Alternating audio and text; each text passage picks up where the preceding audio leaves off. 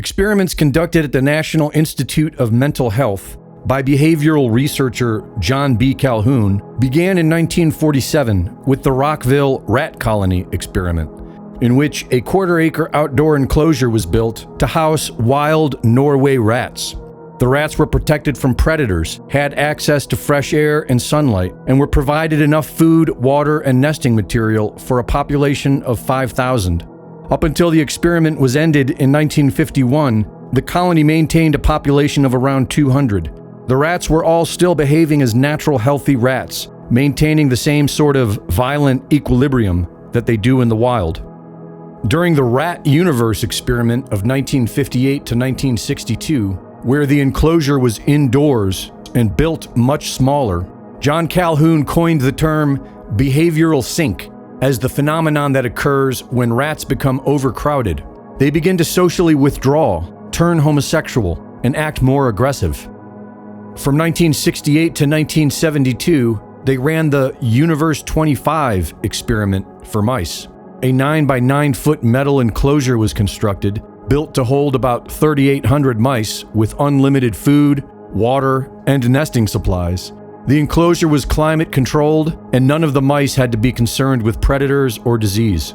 Universe 25 started with 4 breeding pairs of mice on July 9, 1968, and during the first year, the mice thrived. The population doubled about every 2 months until it peaked on day 560. And for the next 2 years, the population declined. During this 2-year decline, the behavior of the mice changed. Alpha males who were initially dominant became passive and no longer defended their territory. Other males became hyper-aggressive and attacked without provocation. And many of the males fell into the category known as the beautiful ones. These males exclusively spent their time alone, avoiding all social and sexual behavior. They obsessed over grooming themselves and appeared to be the most physically healthy. Overall, the males lost interest in having sex with females, and the females lost interest in being mothers. They began showing aggression toward their offspring, including killing and eating them, and their bodies began miscarrying. Even though the population dropped and the living space increased, the mice did not recover. Calhoun interpreted the reason for this collapse to be the result of a spiritual death, which then directly led to a physical death. He wrote that the first death is that of the spirit. Their spirit has died. They are no longer capable of executing the more complex behaviors compatible with species survival. Calhoun was saying that if you diminish a creature's spirit, it will lose its survival instincts. He saw how this would affect life for humans and said that the establishment would have to change in order to avoid social breakdown in crowded human environments. We need better establishment to allow interrelationships to protect us from too many contacts, but to allow us for those contacts which we do engage in to be more meaningful for our own lives and for meaningful to others in a compassionate sense of each of us being involved in helping the other to fulfill his roles. We'll have many more roles, and this is where the notion of compassion comes in, is helping each of us, helping others to fulfill their programs for development.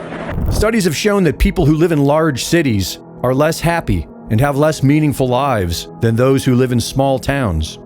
For many of us, it is no surprise to learn that living like pets in large, crowded cities is unhealthy for humans. But for the establishment, it's big business. Studies in China and the USA show that residents living in more populated areas spend more money and consume more products. This is because most social interactions become comparative and competitive, more about having the same things as your neighbors and less about meaningful friendships.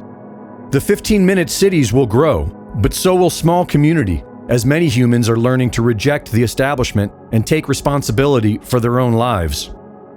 Greg Reese reporting.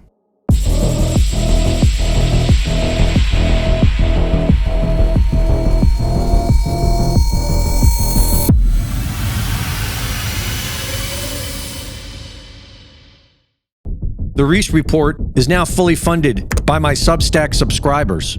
Subscribe today and support my work at gregreese.substack.com.